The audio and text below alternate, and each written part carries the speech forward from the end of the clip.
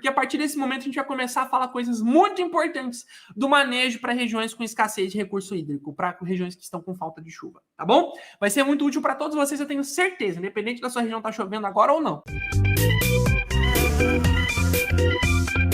Primeiro manejo, oferecendo umidade através de alimentação energética agregada em líquidos. Meu Deus, Gabriel, uma fórmula química o que você passou agora. Não, é simples. Umidade através de alimentação energética agregada em líquidos é mel diluído ou xarope com mais água do que açúcar. Basicamente isso, essa é a tradução. Por que essa estratégia funciona? Lembra que eu falei para vocês que a principal fonte de água das colônias é o néctar que elas coletam nas plantas?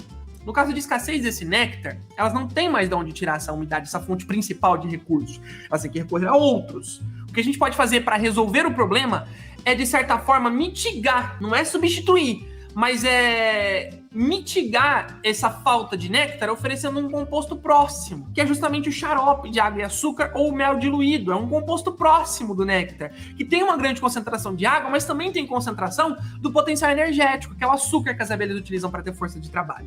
Então, se a gente oferece um mel diluído, a gente oferece um composto, não estou falando que é igual, tá? Mas a gente oferece um composto próximo ao que é o néctar das plantas. E elas podem retirar sua umidade daí. Ou é importante oferecer mel diluído, tá? Pode ser que surja essa dúvida, é importante o mel diluído. Por quê? O mel de apis mellifera, que é o mais comum utilizado para alimentar as abelhas sem ferrão, ele tem uma concentração de água próxima a 13%, que é o pré-definido pelas legislações para comercialização desse mel. O mel de apis realmente tem pouca água na sua concentração, por isso é um mel mais viscoso, por isso é um mel mais doce normalmente, por causa dessa pouca concentração de água, diferente dos mel de abelha sem ferrão. Só que como é inviável ficar dando mel de abelha sem ferrão para uma colônia que tá precisando ter mel, a gente usa o mel de apis, normalmente a gente tem que colocar um pouquinho mais de água.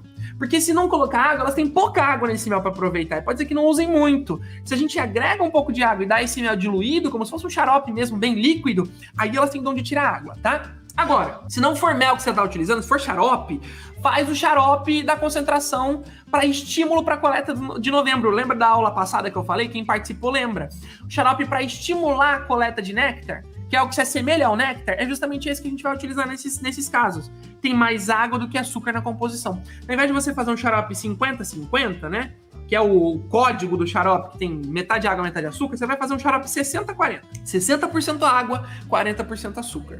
Ele é mais líquido. E essa concentração de açúcar na composição se assemelha muito à concentração de açúcar de bons néctares encontrados na natureza. Elas vão usar a água adicionada a esses compostos para suprir a necessidade hídrica da colônia. Por isso, compostos mais incluídos em água. Segundo manejo, para corrigir os problemas causados pela falta de água, oferecer fontes de água externa à colônia.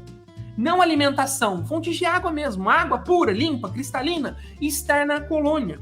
Vasilhas com água em um local com sombra, com apoio para as abelhas se apoiarem e conseguirem coletar, não acabarem morrendo afogadas nessa água. Fontes de água corrente, uma fontezinha mesmo, dessas fontezinhas que ficam jogando água, pode ser uma dessa, ou uma bacia com água, oferece em um momento de necessidade, pode ser que elas usem, pode ser que elas não usem, mas oferece. Eu diria que é menos eficiente num caso de necessidade, tá bom? Porque pode ser que a colônia seja com pouca força de trabalho para coletar essa água, mas depende do caso, tudo é uma questão de avaliação. Terceira forma de auxiliar nesse sentido, oferecer fontes de água internamente. Essa é a mais assertiva, para momentos de extrema necessidade, momentos de realmente escassez profunda de recursos hídricos. Como a gente pode utilizar? Um potinho pequeno, com algodão molhado dentro, pode estar com um pouquinho de água, um fiozinho de água no fundo, algodão molhado, embebido em água, e a tampa desse potinho furada. Vários furinhos que não permitam a passagem das abelhas, mas que vão permitir a passagem, a saída da umidade evaporada desse algodão. O que acontece? Essa umidade evaporada, ela, como não tem saída da colônia, é a mesma coisa que as abelhas incluindo água dentro do ninho, ela vai acabar se condensando nas paredes. Nesse processo de evapotranspiração, ela vai agregar temperatura, reduzindo a temperatura da colônia, e nesse processo de condensação, essa água ela vai se condensar em pequenas gotículas nas paredes internas do ninho, que é a água que elas vão utilizar para poder suprir os recursos hídricos no interior da colônia. Essa é uma estratégia que eu diria que a gente deve utilizar em momentos de extrema necessidade. Inclusive, a gente tem que tomar cuidado ao usar essa estratégia com espécies que não mantêm muita umidade no interior do ninho e usar somente em momentos extremos, porque às vezes a gente está incluindo umidade dentro de uma colônia e não há necessidade. E elas vão ter trabalho para remover essa umidade que a gente está incluindo. Não que seja muito prejudicial. Se você colocar um algodão embebido em água, vai ter uma umidade, de certa forma, relativamente, uma concentração baixa no interior do ninho, porque ele vai secar rapidamente, as abelhas no processo de troca de ar dentro da colônia vão jogar essa umidade para fora e tá tudo certo. Mas às vezes se você oferece umidade demais, pode acabar causando problemas. Então só em momentos de necessidade, fechou?